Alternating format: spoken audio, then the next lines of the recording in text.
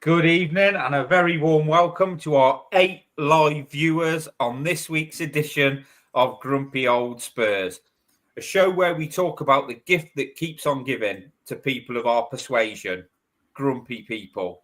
Spurs are just absolutely brilliant at that. So with me as always, first of all, top right-hand corner, my grumpy teammate, Dave.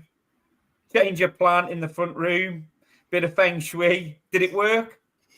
Yeah, no, for our millions of viewers around the world, see if you can spot the difference between last week's show and this week's show. It's kind of fun and excitement that we have here. It's lovely to be back. I'm looking forward to surveying the smorgasbord of shabbiness, picking at the potpourri of paucity. And I do believe, Gibbo, we've got a third person here tonight. Yeah, our very first guest on this show on the Lads It's Tottenham channel. It's he's been on the cheese room. We're in regular contact, me and Dave. We've warmed him up before the show. Another grumpy old Spurs fan, Leon. How are you, mate? Yeah, not bad. How's it going? I have to say, I am quite grumpy. I think I've got COVID and I'm recovering from a hernia surgery, and I've got a hot water bottle across my groin, which is adding to the grumpiness. But lovely to see your faces. Good to be here. So, Leon, I was going to say what we always do when we have guests on, but you're our first guest. We've never had a guest on. What we're going to do is you're obviously a Spurs fan, yes? Yeah, I am. Yeah.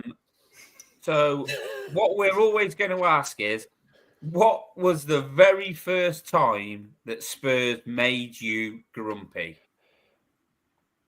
I mean, we kind of discussed this kind of pre-show in the green room. In the green room, and I said it was the summer that we sold Keane and Berbatov at the same time, or in the same window. And Dave obviously says that can't be the first time. I think to provide some context, I had little expectations in the 90s. I think, like, as the Premier League's evolved and there's more money in it, my expectations have risen.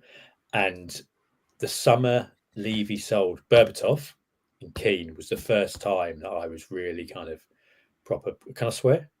Yeah, go for it. Proper pissed off with it. And I know people might say, probably not on this show, but I know people might say, but Berbatov wanted to go. You can't keep an unhappy player. And of course, but we all know he wanted to leave because he cried the summer before because he didn't get his move. So what Levy did was he sacked Joel at half time, didn't he? He brought Ramos in, who's his man. Mm-hmm. And in the summer, he sold 50 goals out the team. Berbatov in the last seconds. But hang on. We got Fraser Campbell in, didn't we? Yeah. We did replace him. Yeah. Like for light, Leon. The thing is, in fairness, I think one of the things to be fair to Daniel and to Fraser is once it was clear that Berbatov and Keane didn't really believe in the project and they didn't kind of buy into what ENIC were planning to do. Yeah, Carrick went to Man United. That was pretty shit as well, to be fair. But he needed to shift those players out and bring in kind of youth that he could develop. People like Fraser Campbell, who went on, in fairness, to have a brilliant career. He won he won the Ballon d'Or, didn't he, Fraser Campbell? I think on my FM, I'm trying to think of the year, FM 2009, he did all right. But yeah. So that was the first time I kind of did feel proper grumpy about it. Well, luckily, we haven't had many situations like that since. What? Like selling Harry Kane and bringing in Valise, for example. I'm Brennan Johnson, but is it too early to get into? Yeah, stop. Hang on. Slow down there. Now, speaking of the 90s, actually, Gibbo, have you finished that Spurs in the 90s book? Not quite there yet, Davo. There's so I tried to say to you, there's so much going on, isn't there? It's like watching Spurs on telly, listening to various podcasts I enjoy. Yeah. Brings me down that much. I sort of open that book on the next chapter and I'm like, I just can't do it. if I'm living this now, I cannot relive the 90s. No? You know what I mean? Double whammy. No, thank you. All right. So we've got a lot to get through tonight, haven't we? Fair bit.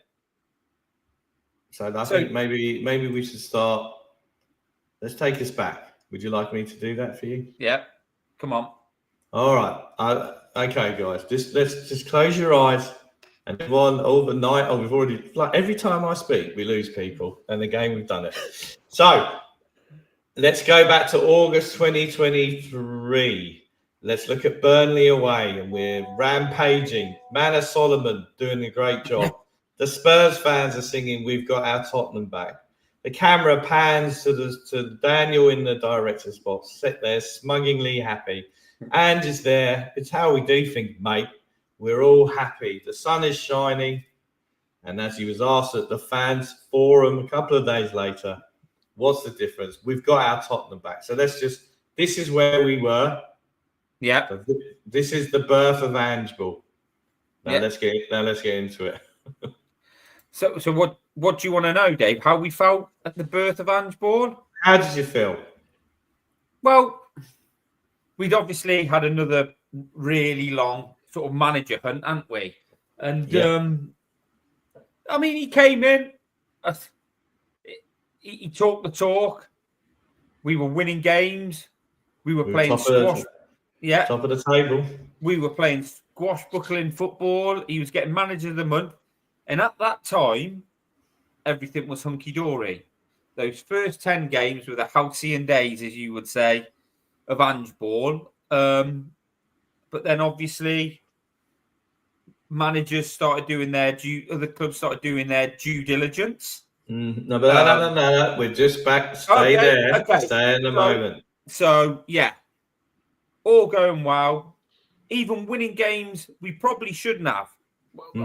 We sort of like had that little bit of luck, and we had, and it was all going our way.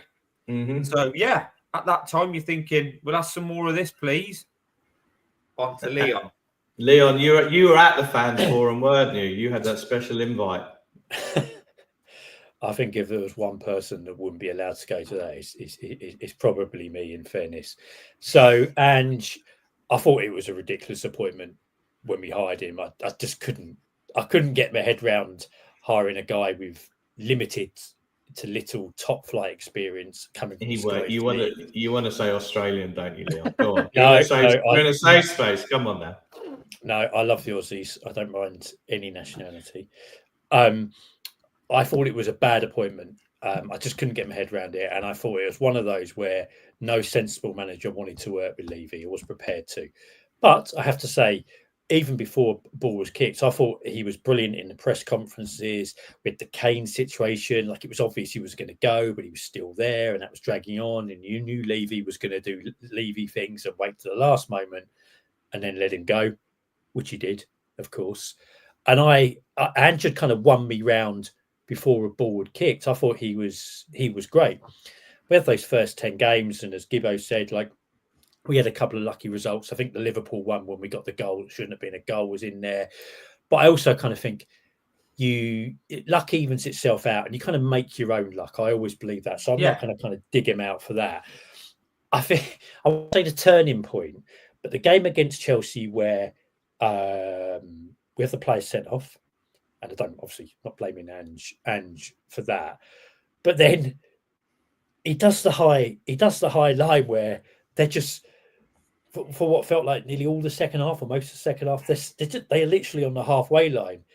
And the commentators, it's like, I guess it was the first time it had been properly highlighted. And I was looking at that, and a part of me was thinking, yeah, I suppose if we sat back, we're probably going to get picked off anyway, and we could lose. So I kind of quite admire this. But the longer it went on, the more, and we lost 4-1, I think it was, the more stupid I thought it was. And kind of after that, I lost a bit of faith, and I won't go into the next part because I presume we're going to talk about that in a minute.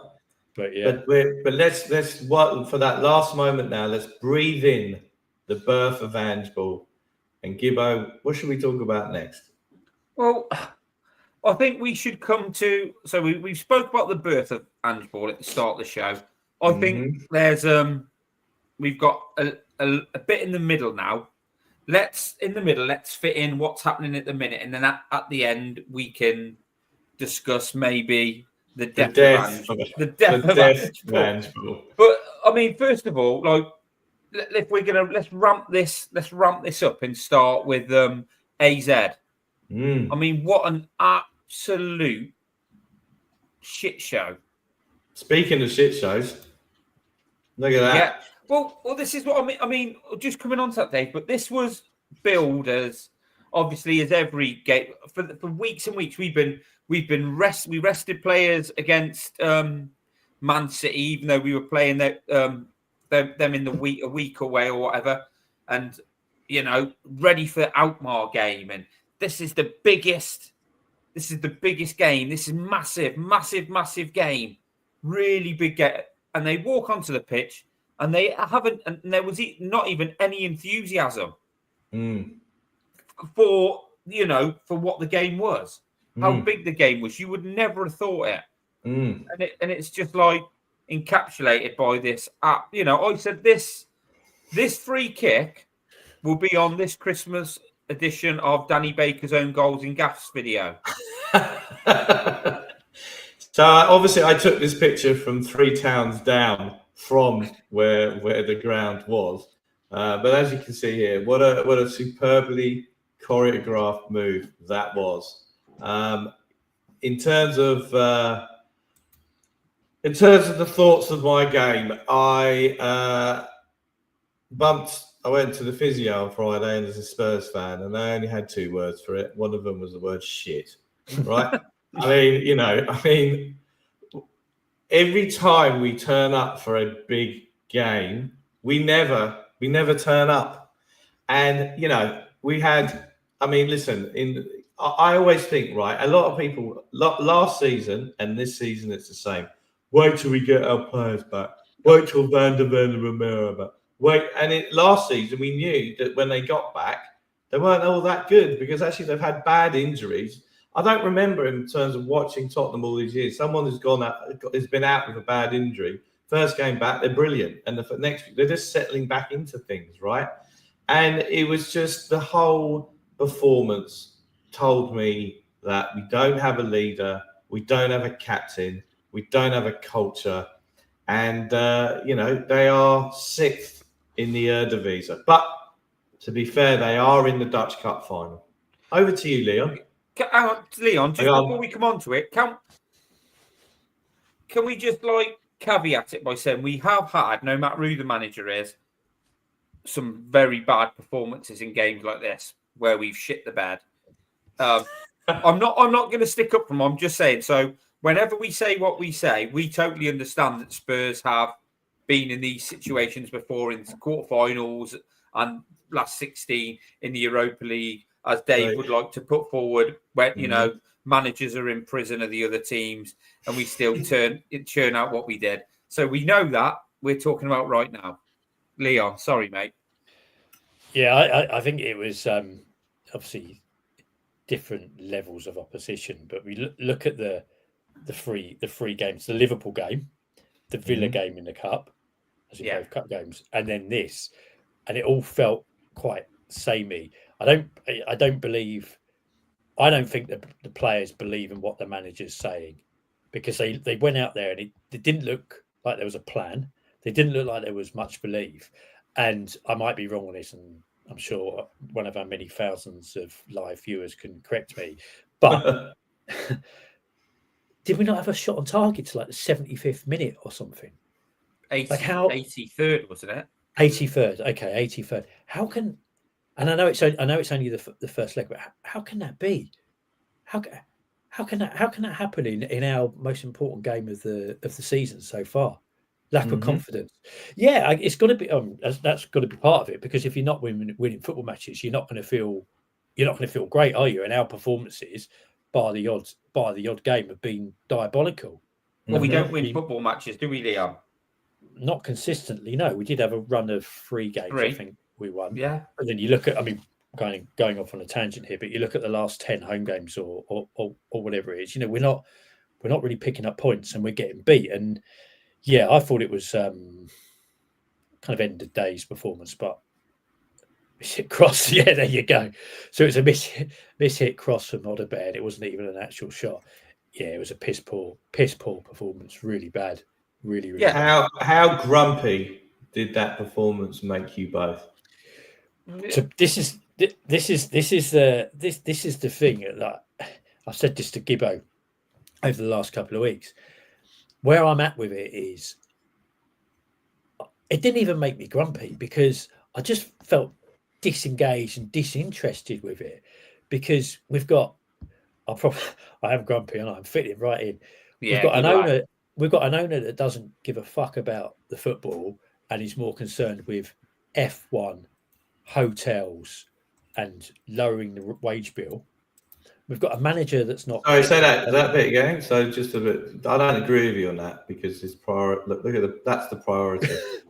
I mean, that just kind of sums it up on our pitch. So we've got an owner that doesn't care about the football. He's disinterested from it. His focus is elsewhere. We've got a manager that isn't good enough and shouldn't be in the job, and that's our kind of leadership chain going down to the players. So then we've got a core.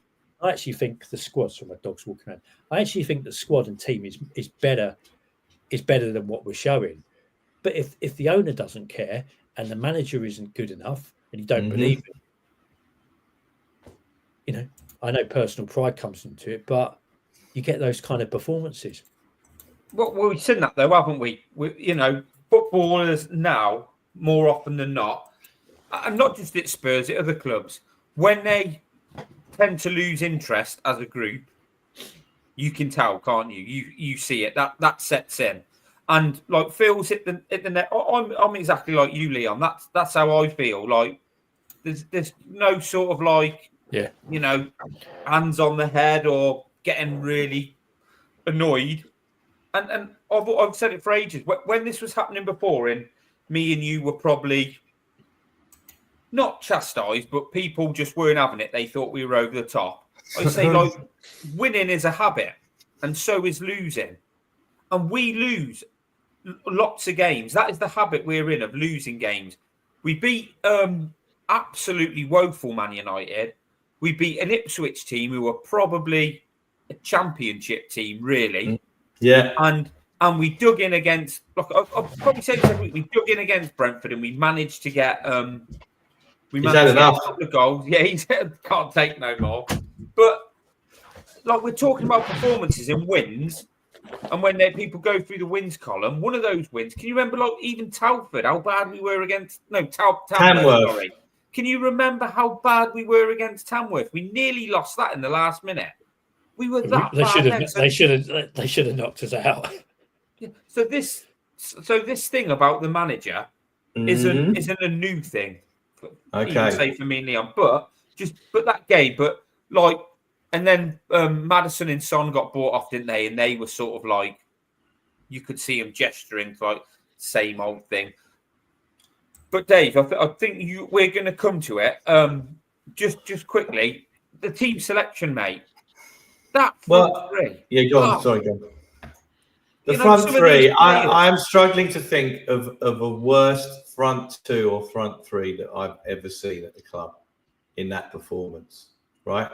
Tell Johnson, and we'll get on to him again later on in this show, and Son. Son was awful. Yeah. Tell should be on the left instead of Son. I'd like to see Tell on the left on Thursday night, and Solanke in the middle, and whoever else on the right. But you two are the Ange undertakers. You've been down the funeral parlour way before a lot of other people. I don't think you'll get on the Oso Spurs podcast too. No, I'm Brennan Johnson, man. Oh, Leon, you two, what are you up? This constant, like, he taps one in, he scores a goal, and fair play, he's in the right place at the right time. He's got a knack for doing that, and he puts a goal in. But his all-round play and his effectiveness to the team. I'd rather have someone that we've probably needed his goals, but if you get what I mean, I'd rather have someone who contributes to the game. He literally does nothing. Well, I don't understand. How longer have we got to tolerate him playing like it's crap? What I don't understand about Johnson, I guess, like a player's mindset is. So this is a guy who is quick. He's got a lot of pace, but you don't ever see him kind of not. Well, I can't remember seeing him knock the ball past the fullback and take him on. He just doesn't. He's good at getting the odd goal or scoring goals arriving late in the box. He can do that, but he doesn't offer very much else. But you'd think, why doesn't someone sit him down and say, "Look, you're quick. Just hit the ball and go past him." But why doesn't he? He's got pace. Doesn't he utilize it? It's just strange. It's a strange sign. Like I said at the time, I don't think he was even Forest's best player. Gibbs White has obviously gone on and looks really good now, but Gibbs White was a better player. And we spent nearly 50 million quid on it. We just need Ryan. We just need Ryan Mason to sit him down, take him through what he needs to do in terms of tactics, strategy, and skills, and then we'll see an improvement. I'm convinced of it. Dave, you said he was like the next Waddle, didn't you? Whoa, slow down a minute. What I said in context was you and our top showbiz friend from Vienna were berating and slating him last season. We said it was a bad signing, yeah. Yes, and I said, look at Chrissy Waddle. Slow start to his Tottenham career. I think it's when he got rid of his mullet that he shone. And I said, please do not put Chris Waddle and Brennan Johnson in the same bracket. I haven't finished yet. I've got widen your bracket, my friend, because here comes our man with more hernias than our friend here. Darren Anderton had a slow start to his career, had a hernia operation, didn't like living in Stanmore, apparently, which is just near where I grew up. Fair enough. And he moved out of Stanmore. He got his hernia sorted. Norwich away in the cup. Barnby. I know Jury played. That was the start of it. And that was the start of his Tottenham career. So I said, let's be patient. Because I am patient. I visualize the patience bucket. It's always full. But then my patience can go. And when it goes, I get grumpy. And I'll be getting on to the Argentinian member of our leadership group very, very shortly. So Johnson, and we've got part 2 of Johnson coming up as well, by the way. So we'll wait. Let's hold out Johnson horses for 1 minute. But you did say, guys, that, the players have given up. There's no passion, stuff like that. To be fair, there he is, Vicario, gesticulating to the fans at the end of the game. There's James Maddison. I think he's about to burst into, what do you want to make those eyes at me for? By whoever that was. And, our manager obviously defending him about Vicario being passionate for the club. There isn't a bad bone in his body, and he's there. I actually have not remembered the season, and maybe it's the advent of social media and YouTube, and every bit's recorded. I have not remembered a season where the away game support and the players' reaction. I know, and it's obviously because we've lost most times, but you look at that. If Maddison showed the kind of passion in a game where he needs to be part of the leadership group and bring the team up by the bootstraps, then we'd be in a better place. What were your thoughts on the gesticulation of our Italian keeper? Well, I just want to say, obviously we'll come on to Leon about that, but Maddison's body language there looks as if he's saying to fans, what you moaning about? What's the matter? It's like that was absolute pony, mate. He's about to burst into "What's the Matter You Hey" by Joe Dolce. Kept Ultravox off number 1, mate. Well done, good triv, Vienna. All right, Leon, over to you. Unless you got a thought on Ultravox. No thoughts on Ultravox. There's a part of me that thinks, well, they maybe showing some passion and they care, but it's a very, very small part. I think it's ill-advised at best. People spent a lot of money, gave up a lot of time to go from witness that performance. I think with any game, all I would ask is, win or lose, that you feel like the players have tried, and okay, it might not come off, or they might have a bad night or whatever, but that you look at them and think, well, they're leaving the pitch having kind of left everything on it. I mean, I wasn't at the game, but I watched it, and I didn't feel like that. So for them to turn around and have a go at those away fans is pretty disgusting. I think for however frustrated they are, I just don't understand that, because if I put in that performance, I'd have gone over. Yeah, he did blame the pitch. I'd have gone over and been apologetic. And to be fair to Bergvall, there was a shot of him when he's gone over like that. I mean, he's just a kid. It's an own goal. It's one of those. It doesn't, I say it doesn't matter, but it happens, doesn't it?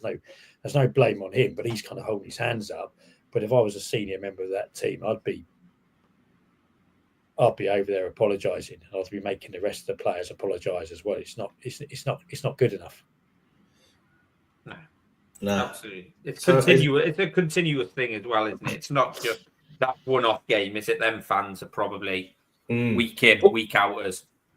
The Bournemouth away game as well, when they were what were they chanting at Ange? These are kind of limited available tickets that people can get. So they've got a lot of loyalty points to go. So these are hardcore fans. It's not people going, with half and half scarves. Even I haven't seen Michael McIntyre at an away game in weeks now. He hasn't got the point. He ain't got the points, mate. He wanted to get on tonight, and I was like, "Listen, there's three of us. Three of us. We can fit you in a few weeks. It is too many, because we all he'd be trying to steal our jokes, wouldn't he? Oh, what it's like when we were in the pub the other week, and he was going on. It's like, mate, I fucking heard that on BBC One. Anyway, it's enough of that. But what I mean? The other thing is, I've had Jude Law on the phone as well. He wants to come on as well. Oh, he's a big Tottenham fan. But I'll tell you something, we're not having Phil Collins on. I draw the line. All right, no Collins. Okay. Play the drums to the intro.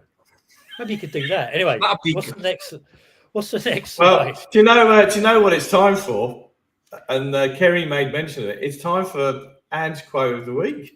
Oh, have you got that jingle ready? Yeah. Here we go. It's the Phil Collins drum roll. Now, let me just get the voice ready. Let me just kind of get this Sean Dyche going. I'm only going to do a quick one. It was a tricky pitch, mate, and we didn't really handle it really well, mate. Aside from that, we just weren't aggressive enough, and we were way too passive in the terms of the way we pressed Galar. So there we go. It's a pitch. What a ridiculous comment, mate. I always think when these comments come up with any manager or with anything I've said, not just Spurs managers, I always think they're clutching now. They're sort of like the end is nigh, or they're feeling that the end is nigh. And that is just a ridiculous comment, isn't it? Because it's the same for both teams. In your head, do you reckon he must have said, because in his head, he must have said that, I would have thought, oh, God, I shouldn't have said that. And then I go, look, but I shouldn't complain about the pitch. It's the same for both teams. But he's owned it. I think we've had so many losses. He's probably run out of excuses or things to say. But I completely agree with you in that, because you see other managers blame it, or they blame the weather or the wind or the ball or whatever. And it's like once you've got to that stage, that really is. That's kind of the end, isn't it? Because desperado. It's not like we're playing down Hackney Marshes, is it? It's they're a professional side in a top league, and he's blaming the pitch. Is that why we had a mishit shot in the 83rd minute? Is that why they did that free kick? And they could have scored more. They could have scored more, couldn't they? We're lucky it's 1-0. Do you think he meant because obviously they've got on the pitch and it's not to their liking? It's a little bit soft underfoot, and that's what made them miserable. Don't really want to play anymore. It's not fair. It's not. If they're that grumpy, they should come on. They could come on here, shouldn't they? They should have a moan about it. No, they're not old. They can't come on. Well, Ange is older than all of us. Ange is older than all of us. Yeah. Is he? How old is Ange? 57, not 57. Yeah. All right, I'm not quite there yet. Anyway, hello, Holly. Good evening. How are you? Good evening, Holly. And at the end of the day, so we've done that. Anything else to say? So we're in Holland at the moment. We've just got to the ferry port. We're about to jump on the ferry and head back over to England. Anything else you want to say about AZ? Yeah, can I just say, I don't know whether this is the right time to say, But I fully expect us, no matter how bad we are, I think we'll still win that tie. We'll slow down. Okay. Slow down. We'll get to that in a minute. Okay. So the Ange Undertakers are dressed up in you two are dressed up in your top hats and your black suits. You've got the hearse ready. You're waiting for the coffin to turn up and take him to the funeral grounds. But wait a minute, we got Bournemouth. Bournemouth it out. Can I start on that goal? The goal by Bournemouth, if you don't mind. You carry on, Dave. We've just had the epitome of our glorious owners and the King of England throwing an American football, which is the perfect symbol of Enoch. And this goal here, the first goal, which the cross from the Bournemouth player was a thing of beauty, right? But it epitomises Ange Ball. Porro bursts forwards, makes a run. Poor pass, intercepted. Johnson and his attempts to get back. The Rolling Stones wrote a song about him. They called him the Midnight Ambler. Thank you. I'm here all week. And then the breakaway, the conversion. There's no Dyer. There's no Wanyama to go into Porro's place. That's how you do it if you've got a holding midfield player. The cross comes over. Tiny Dancer's a header or missed completely. Wasn't very good. And then in it went and 1-0. And at that point, I watched the game on replay. The atmosphere was flatter than a pancake on Shrove Tuesday. But the way this is all positioned now and the way he's rotating the squad, the league doesn't matter. It is like we are in the 90s again. Yeah? The league doesn't matter. The ground atmosphere is flat. We'll talk about that in a minute as well. And they should have been 2 or 3 up. How are we going to... I get that the league, we're probably not going to progress in the league where we sort of need to or want to be. No. But we've got to be getting results to build that consistency up. Do you know what I mean? It's not like we've got players back now. We need to be playing our best. We rested players at Man City against Man City at home to play against AZ. We got beat. We rested players, I think it was Ipswich at home before we played Galatasaray. We got beat. We rested players in the AZ game. They were resting in the game. Just play your best team. But that goal sums it all up, doesn't it? Because I know you're saying about Porro losing the ball, but he was really in like a number 10 position. He was coming from inside. Mm-hmm. And he loses the ball there, and then Kirkez is on the way up there.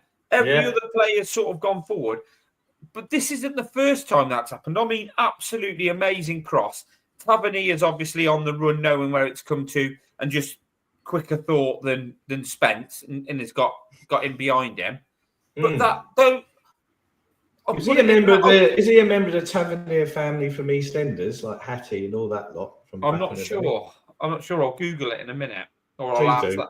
Yeah, but he's sort of just miles out of position. But this isn't the first time it's happened to us, and it's a reoccurring theme that happens all the time. I mean, even if Porro loses the ball there, you'd have thought that he's not going to get that far and get that good. That goal's going to come. That shouldn't be happening there, should it? But it happens all the time, and that is just like a massive like red flag about Ange Ball. It's just constant. It started before the goal, didn't it? Because I turned it on, and within I think it was like the first minute, almost give one away. I mean, what was Romero doing? And we continued to play out from the back. There was a couple of chances where we could have been 2 down. Yeah, as you guys say, that just kind of sum Ange Ball up. Rose ended up kind of almost number 10 position. It's a terrible pass, really. Johnson's got the pace to track him back, doesn't bother. And the guy runs, was it 60 yards? Did they 65 yards? Unopposed. He puts in an unbelievable cross. It was a superb cross. Like and Johnson would do. That's a Johnson-esque cross, that was, don't you think? That's Perisic type cross in my mind. Yeah. It was. Well, slow down. Don't say I got Perisic. I love Perisic. No, he's a good player. I like Perisic. But that move for me, Leon. Sorry, mate, but that move, like, I thought that Bournemouth gave the ball away quite a bit as well, as we do. But what happens with Bournemouth is they are coached to a point that when they lose the ball, they are coached, they are disciplined, they're sensible, they are set up. So if they lose the ball in that position, they've still got like that bank, they've still got that certain bodies at the back and certain people in positions to cover if that happens, if you lose the ball. When Spurs lose the ball in that position at any time, or when they lose the ball in any position, it is utter freaking chaos. And that is why this won't work, because it is just absolute chaos. It is. And like Bournemouth, I thought Bournemouth lost the ball nearly as much as us trying to do stuff. They weren't perfect, but like when they lose the ball, like I said, they're sort of like set up to sort of like, if that happens, then this is what we fall back to. This is where we are. We've got bodies here to compensate for that. Spurs lose the ball, and it is just literally like unbelievable. Kiddie stuff. People are forward, aren't they? I think say Bournemouth are just better coached. Yeah, but it could have been, it could have been more. And obviously, when the second goal goes in, and when I thought they got the third, and it was just offside. I mean, Sarr. Can I go on to the Sarr goal and the rest? You go, go on. Carry on. So Sarr didn't even celebrate it. I don't know if it's because he was embarrassed or because we were losing 2-0 at home. But that was a kind of mishit cross that went in. In our little group, I was like, oh, they're going to score a third. And you said it will be a draw. And I was just about to send you a message saying, let's Kepa throws one in. And we've pulled it level because Sarr's mishit a cross. There you go, I love all that. Sarr's mishit a cross and it's gone in. And what's Kepa doing? Son's going nowhere, is he? It was clear as day penalty. He brings him down and it's 2-2. But it was a desperate performance. And you think, we've just had the game in Holland where we've been awful and we've lost 1-0 to not a particularly good side. Bournemouth are doing well. We're at home. So you've got to put in a performance and we do that. And it's okay saying the league doesn't matter. We're not gonna win it. We're not gonna get top four. We're not gonna get Europe. But firstly, I think every game matters. You've got to put a performance in and try and win it, whoever you're playing. And as you said, Gibbo, like winning builds good habits. And if you keep losing football games, the confidence isn't there and the belief goes. So that was an opportunity to put what went on Thursday. Start appallingly. We go 2-0 down. We could be 3 down, and we're lucky to draw 2-2. We didn't deserve that. I mean, the thing is that it's all very well that, and I know it's like the 90s and many seasons that we've seen where the league has just gone to pot and we're in a cup. But you've got people paying top dollar. Sorry, my apologies. Top pounds in order to go and watch that, and with the highest tickets in the league, and they are watching a load of nonsense. And that midfield that he started with, Basuma, Bentancur, and Sarr, that's not, I tell you, Bergvall, I think Bergvall is one of the shining lights of the last 3 or 4 months.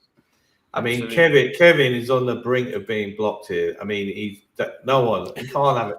Spence is a genius, so we can't have him. Can't have that now, can we? But he was daydreaming. You're right, Kevin. You're absolutely right. But Spence, Bergvall, Gray have been the shining lights in this Shawshank Redemption tunnel of shit that of this season, right? And so I think at the end of the day, the midfield was toilet. Bentancur, I'm sorry, he's fallen off a cliff, and he can't say. I mean, he had that bad concussion. He's played 11 in a row, but he's been suspended 11 in a row because he said a stupid thing, right? So at the end of the day, Bergvall, who, let's not forget, Langer said he was ready, fit for the first team, ready to go.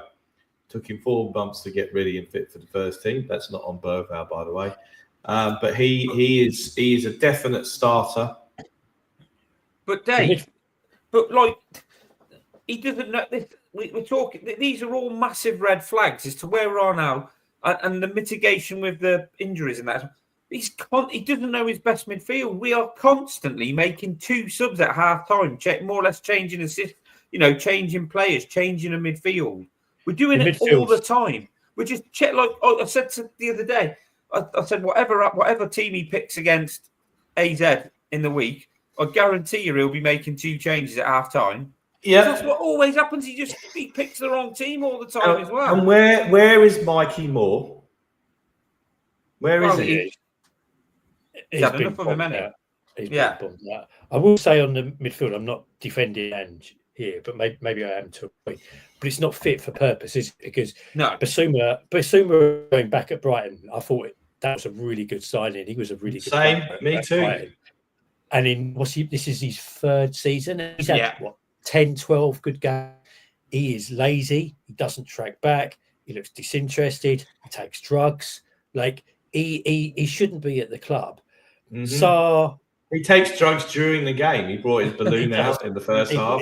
He loves his balloons, but he got confused with the protest of those black balloons. He grabbed one of them. He thought there was some. That's why they're trying to ban the balloons, aren't they? Because of him. But over a consistent period, he hasn't been good enough. He's not good enough to be a starter, in my opinion. And Bentancur was consistently good a couple of years ago. For whatever reason, he's not the same player he was. So you've got, and none of them really score. None of them really create. No, none of them tackle. And they don't tackle. So you've got 3 players who kind of don't really put much other than kind of bodies. And I think that's why he's chopping and changed it, because none of them are suitable. And, this goes back to the summer, because he clearly wanted Gallagher. And again, before people say, thousands of live watchers, people say, look, Gallagher's Chelsea, he never would have come. Well, we spent months watching him, and if we can't sign Gallagher because either he don't want to join with Tottenham or we don't want to pay the wages, where's the next kind of midfielder that fits his profile? Where's the next one down? Mate, but even though it was working, wasn't it? We haven't got, but it was working. He had Sarr and Basuma when Ange Ball was working, and Maddison played in there with them. Yeah. But it's just like at the minute, I don't know what's going on, because I think if you're gonna fall out, die on the hill, which Ange is doing, then at least go out. Go back to what made you good and try and get those players playing in that style again. And if you're going to go out, if you're going to go squashbuckling football and we're going to lose, I'd rather lose that than the absolute dross we're watching now. So he did have that midfield sort of right for how he wanted to play at one point. For a year or so, he doesn't even know which players to pick. I mean, I thought the City away midfield, where he had Basuma and Sarr behind Maddison away. That was Maddison's best game of the season, because he was playing far more advanced and hurting the opposition. But they can't do it consistently because they're not top players. So they have one good game in 5 or 6. Yeah. So their performance are consistently off. I think another thing as well, just going off on a tangent, is imagine you're in that squad or in that team. You're losing game after game after game against teams that really, on paper, we should be beating. I'm thinking which is Palace when they beat us for the first time. And you go on the training pitch and you look at the manager and he's telling you these tactics. You think, well, these ain't working, are they? Why would you believe him? It's not even an opinion, is it? It's not being grumpy or an opinion. It's just fact. Look at the data, a data-led approach. Look at the data that shows what the performances are delivering in terms of points. It's rubbish. Well, it's like I said, Leon. If you take your Ange in glasses off or your Ange out glasses off, and you watch Spurs over a period of time, you go, "What is happening on that training pitch? What instructions are being handed out on that training pitch? What are we working on?" Here he is. Here he is. Look, wrong show for King Hoddle, but here he is. Also, Spurs was on yesterday, mate. But it's true though, isn't it? I do not. I failed for a long time to see it. Me and you, Leon, have probably been on this train. What I've said on it, best part of a year, isn't it? The Aussie Undertakers again. Yeah, we more. sorted it out over a year. A year we've had our doubts, and at the start of the season, we were sort of like still not sure. When people are saying we're 4 points off fifth, we're 4 points off, fourth, we're 9 points off fourth, and they kept saying it'll be all right. We're now 4 points off like 19th or whatever. Yeah. But I look at it now, and I fail to see how anybody, even the most positive people, can look at it and go, what's going on that training pitch? Hang on a minute. We don't do positive people. They're not welcome here. Remember, it's grumpy. Okay. But you get what I'm saying? It's at the point now where you look on the socials, which isn't a good barometer, and lots of people who you've seen on there before giving it, you've got to give it time, telling you haven't got the stomach for a rebuild, Leon, and all that type of thing, saying I wanted it to work, but that's the new tagline, isn't it? I wanted it to. After every game, you get another cluster of people. I wanted it to work. We're not quite there at the parlour yet. I want to talk about a member of our leadership group, if you don't mind. Here he is, QT Romero. Now, some of our loyal millions of viewers around the world who watched this on replay last week, I had a bit of a rant about him. And here he is. He's after a difficult period full of things that happened in between. I am back with the group and happy. He's happy to be able to help the team. Thanks, mate. And he just wants to say he's thankful to the thankful to the physios at Argentina. That's Argentina, for getting me out of a bad moment and put me back on the field where I am so happy. Now, tell me, was there like a secondment or job swap? Did we import a load of Argentinian physios down at Tottenham Way? Did they admire Eric Dyer's allotment as they brought their treatment tables into the room, past the Eric Lamela suites, which they doffed their forelock to? Because I tell you something, right? I'm done with Romero. I'm done with it. Okay? And I'm going to rant here for a minute, right? Go for it, Dave. He's made himself available for about 50% of the games that he's been in. The very first thing that he ever did at Tottenham was to go on that Brazil-Argentina match during COVID, where he was told by the club not to go, and off he went. Let's look at him in the World Cup season. He's injured. He turns up. He doesn't even bother turning up on the side of the pitch to watch the team, and there he is in the training straight away. And I also want to talk this, and I want to compare and contrast to Davis and Sanchez. Now, I never rated Sanchez from the get-go. I thought 42 million. That summer, I know you're going to laugh at me, we could have got Maguire from Hull, I think, before he went to Leicester. We got Sanchez instead, which I think was a potch pick. Now, the guy was booed off the pitch and in tears, right? Which was a disgrace because of the whole Stellini thing. And then the very next game, we're, 5-0 down at halftime, Newcastle away. Lloris and Romero don't appear again after that and for the rest of the season.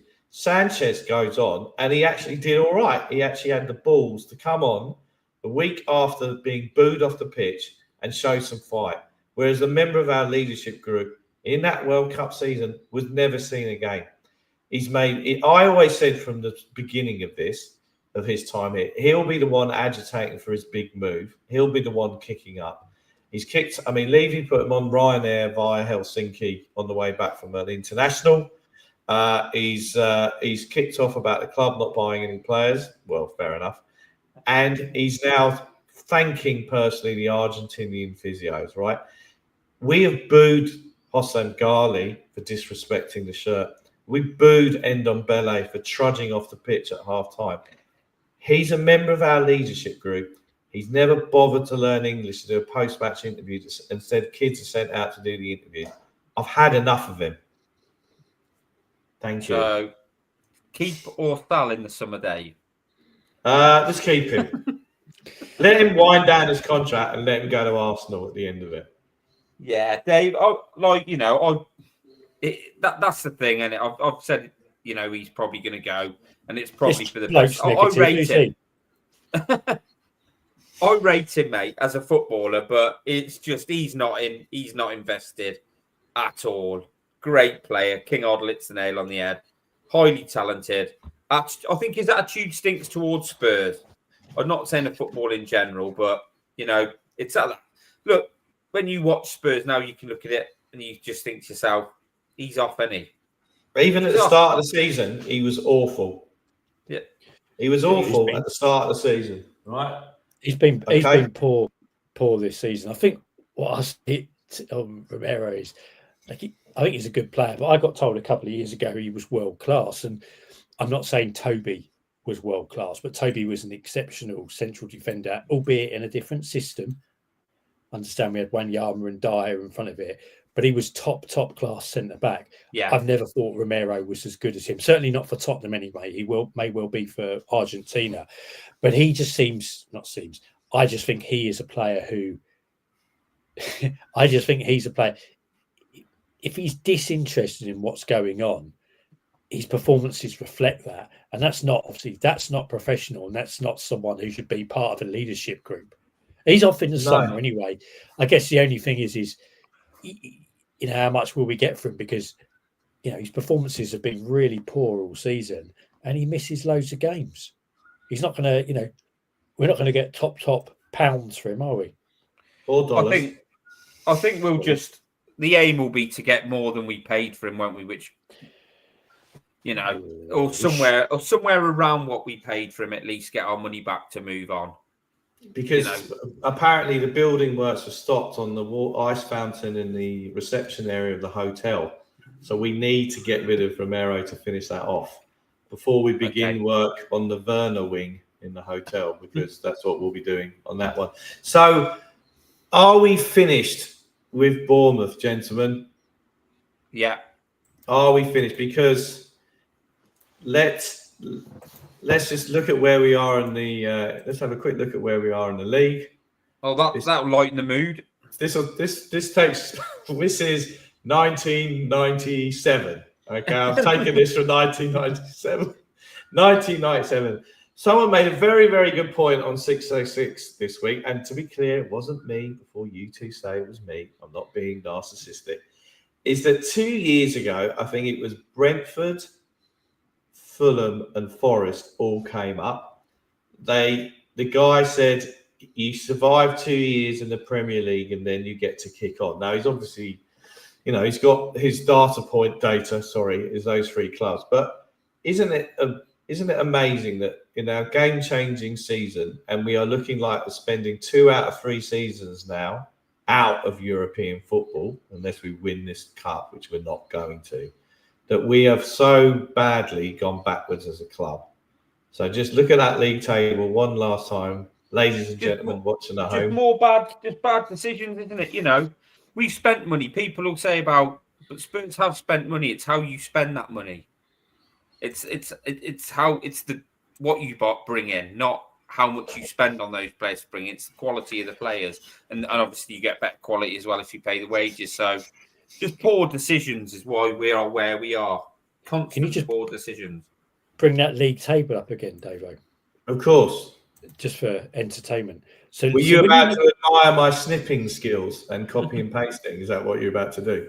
Well, what I was going to say is when we were talking over the course of the season and we were 4 points off fourth and then it started to drop down, we'd get further and further away from it. Palace are 5 points ahead of us. They didn't win a game until they beat us, I think. Yeah. Fulham are 8 points ahead. And Newcastle obviously got a top class striker and a good side, and they've got a really good manager. But Brentford, Palace, Fulham, United having an awful season, West Ham. But I mean, we'll be lucky to get 14th. We've got Chelsea coming up, haven't we? Fulham and Chelsea away the next 2 games. Bloody hell. I mean, there's one thing being in that mid-table range, but when there starts to become a gap between us and players, teams like Fulham and Palace, I mean, that's desperate. It's not like it's level, and if we won a couple of games, we'll overtake them, and there's a bit, like there. Fulham's 8 points ahead. I've always said you haven't got the stomach for this rebuild. I've told you. Do you know what it is? I should go and support a team like City or something, because I just want instant success. Do you know what I mean? Like one of the things I admire. You're not patient. I'm not patient, and I want success. I want success now.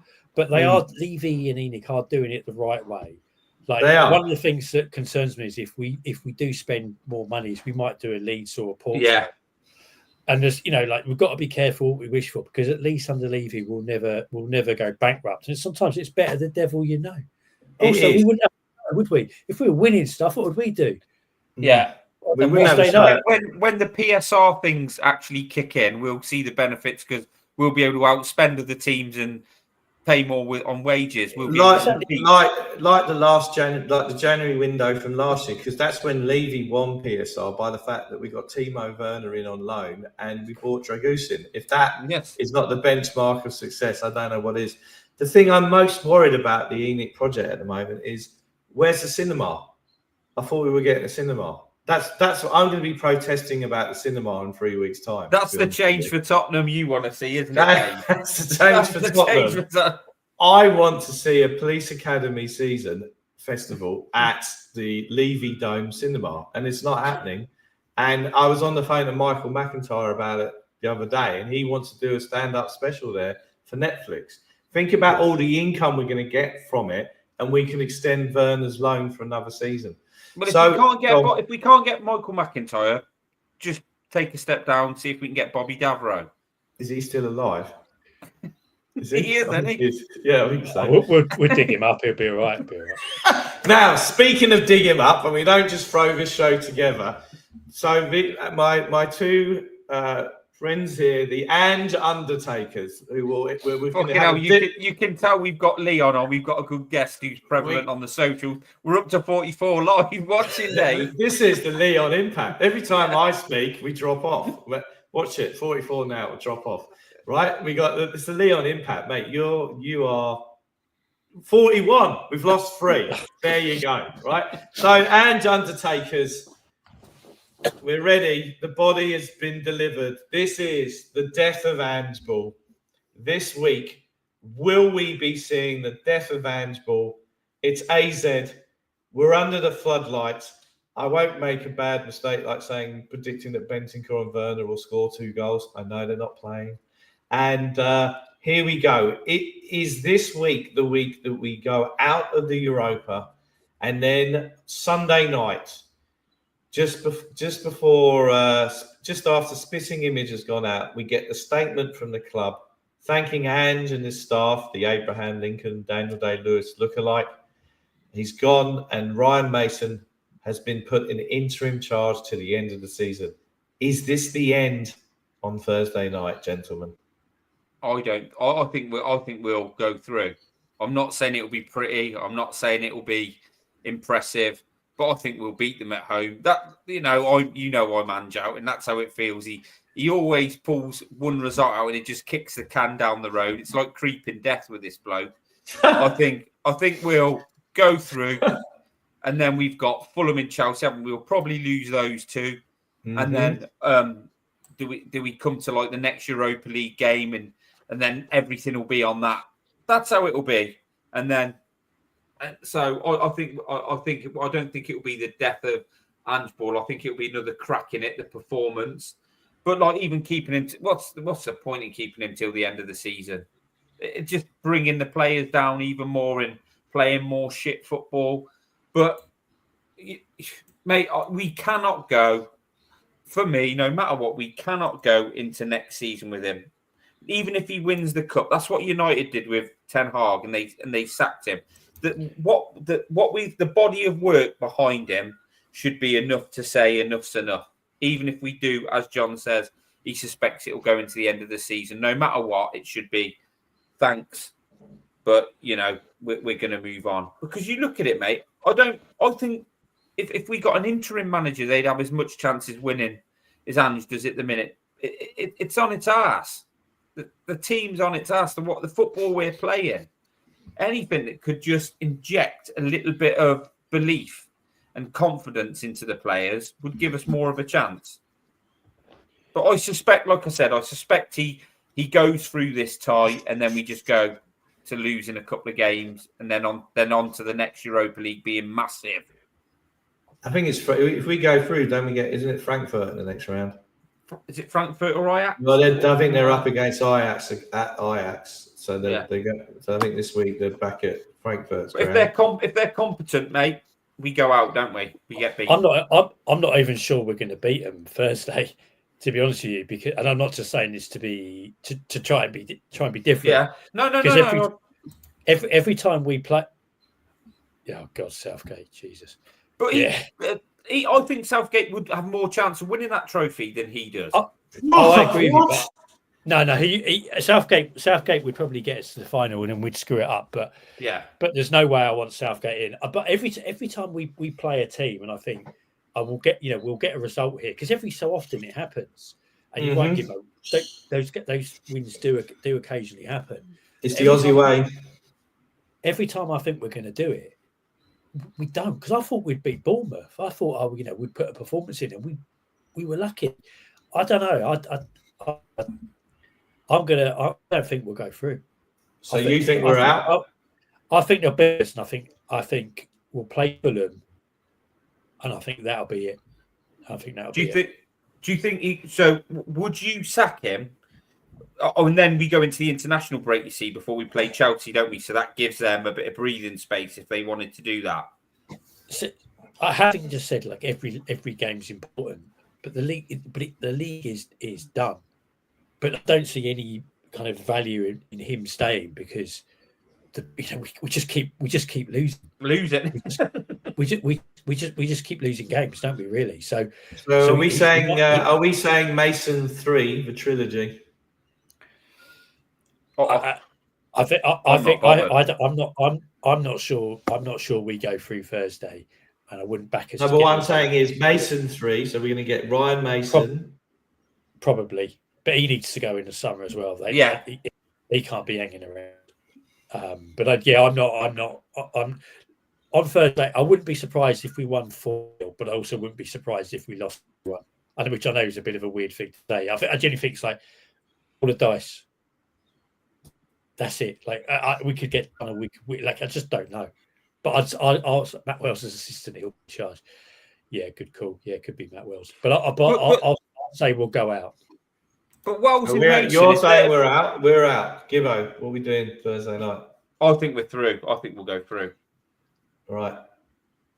Come on, let's have your pearls of wisdom, Dave.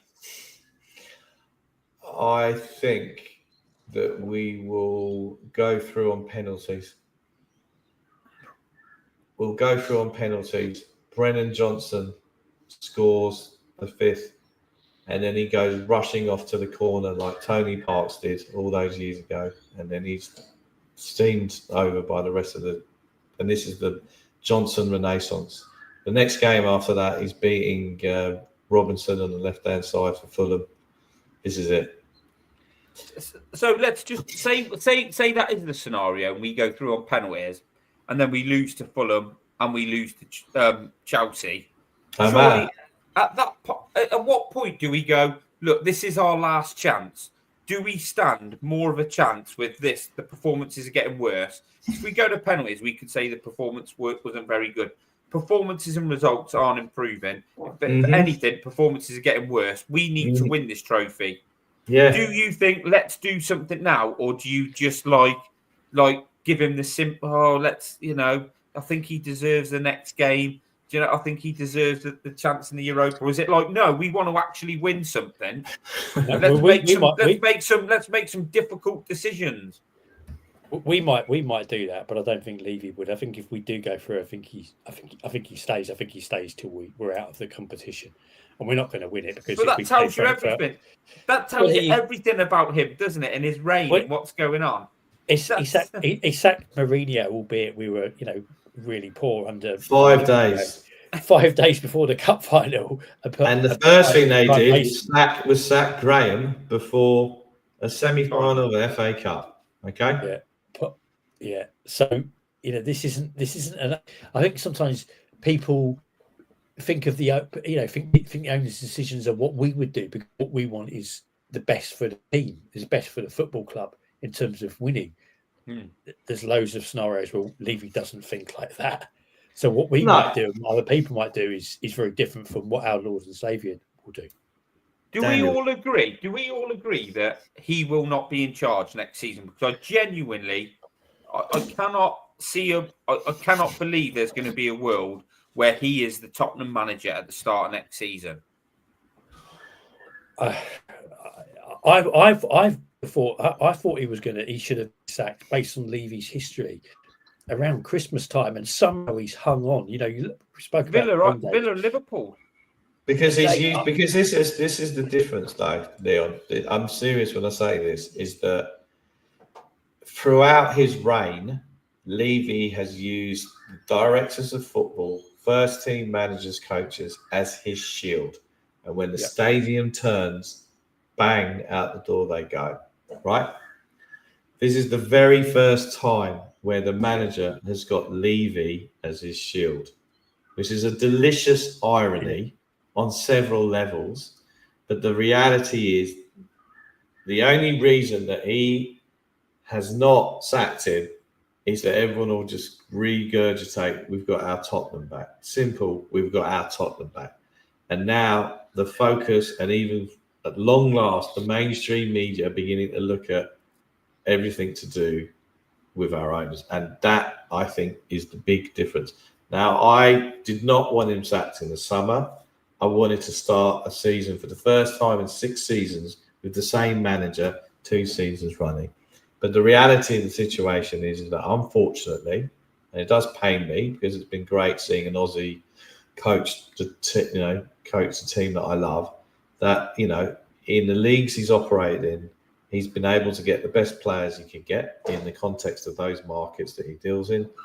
In that you can't get that here, and that's it. And so, probably this is the end. We know it's the end. He won't be manager at the start of next season. No way.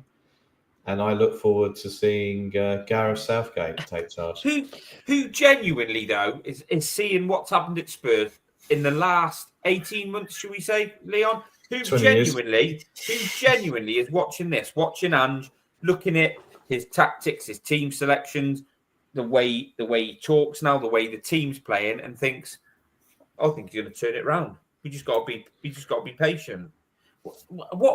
How do people get that mindset? How is I don't understand, unless you're sort of like, I've backed myself into a corner now and I've got to back myself and I've got to front it up and keep going at this. How can anybody genuinely think this is the way forward and this is how it works? And you've got to be patient. I think it must be through engagement on social media, because there's no logical reason to God, there's no logical reason to back him, is there? And every time I've asked someone, they just say, wait till he gets his players back, or this, that, and the other. But it's just it's hope. There's no kind of I've not spoken to anyone who's given me a kind of rational reason where I've gone, okay, look, I don't agree with you. Tell me why. I can understand what you're saying. I don't agree with it, but I don't get that. I just get, you haven't got the stomach for a rebuild, or you can't keep sacking managers. It's like, no, you can't. But you can't keep a manager that doesn't win games. And even the Swedish guy. Yeah, I've had to block him. He was winding me up. I'm sure he'd be gutted. But it's like basically me and Leon have said before. That's why he's gone quiet. Me and Leon have had conversations with people before, and they said, no, you've got to stick with him. He'll come. This will be done. And Ange always does this, and we said, all right, so he's going to get it right. Based on what? No, we can't keep sacking managers. Yeah, I get that. We can't keep sacking managers. We don't want to keep sacking managers. We want this to work, but we don't think it is. So you're saying it is going to work based on what? Tumbleweed. But it's based on nothing but hope. And it's the hope that kills you. And on that note, I think we need to wrap it up. I need to go to work. Yeah. And it's been a fun hour and 10 minutes. Yes. And next week, we will have 2 more games, AZ and Fulham. And I suspect the outcomes of both games will lead us to give us more grumpy content next week. I'm hoping we have to do an emergency podcast. Because of happiness. No, an emergency happy podcast because he's lost his job. Well, I can confirm that Adele will be on next week. We're going to try and free Charlie Bronson and get him on as well, aren't we? He's a Tottenham fan. He's dead, isn't he? No. I keep thinking everyone's dead. I don't know why. Not you're thinking of the Charlie Bronson from Death Wish. We're talking about Britain's most notorious prisoner. I thought he was dead as well. Some people are still alive, Dave. Yeah.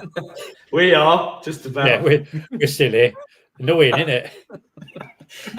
And on that grumpy ending, I'd like to thank everyone for watching us tonight. Please tell your friend. And again, we drop numbers every time I speak. Unbelievable. So please, hopefully we can leverage off Leon's massive social media influencer status. He's as big as KSI in all markets. So hopefully, please like, subscribe, tell your friends, tell your enemies, tell your in-laws. And we'll be back next week. Gibbo. Just come on, you Spurs. Just come on, you Spurs. Good night. Out.